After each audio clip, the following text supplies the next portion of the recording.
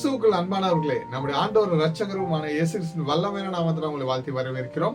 இன்றைய வேத தியான பகுதிக்கு வாசிக்க தெரிந்து கொள்ளப்பட்ட வேத வசனம் எபிரேயர் 11ஆம் அதிகாரம் 1ஆம் வசனம்.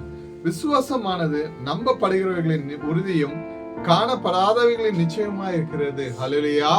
கிறிஸ்துவுக்குள் பிரியமானவர்களே, நம் முன்னே அநேக கேள்விகள் மற்றும் கவலைகள் மலை போல நிமிர்ந்து நின்றாலும் நாம் கடந்து வந்த பாதைகளை திரும்பி பார்க்கும் போது நம்மை நடத்தி வந்த தேவன் நமக்கு செய்த அற்புத அடையாளங்கள் நம் மாம்ச கண்கள் காணும்படி செய்தார். ஹல்லேலூயா. 1 பேதுரு 1ஆம் அதிகாரம் 8-9 இவ்வாறாக குறிப்பிடப்பட்டுள்ளது.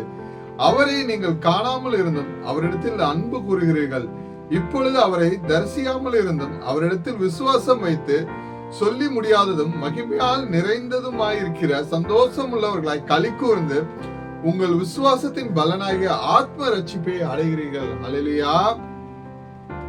நம்முடைய ஆண்டவரும் இரட்சகருமான இயேசு கிறிஸ்துவை காணாமல் நாம் அவர் மேல் அன்பு வைத்து விசுவாசிக்கும் போது யாக்கோபு 1:17 மற்றும் சங்கீதம் 121:1-2 குறிப்பிட்டுள்ளது போல் பரத்தில் இருந்து ஒத்தாசை அனுப்பி நம் கேள்வி கவலை கண்ணீர்களில் இருந்து நமக்கு ஒரு விடுதலை தருகிறார். ஹல்லேலூயா. கிறிஸ்துவுக்கு பிரியமானவர்களே, இந்த காலை வேளையில் இச்செய்தியை கேட்டுக்கொண்டிருக்கிற உங்கள் அனைவரையும் இயேசு கிறிஸ்து அவர் மேல் கொண்ட அன்பினாலும் விசுவாசத்தினாலும் எல்லா தீங்கிலிருந்தும் நம்மை விலக்கி காக்க வல்லவராய் இருக்கிறார். ஹல்லேலூயா. நம்ம அழைத்த தேவன் உண்மை உள்ளவர். நம்முடைய கர்த்தராகிய இயேசு கிறிஸ்துவின் கிருபை உங்கள் அனைவருடன் கூட இருப்பதாக. ஆமென்.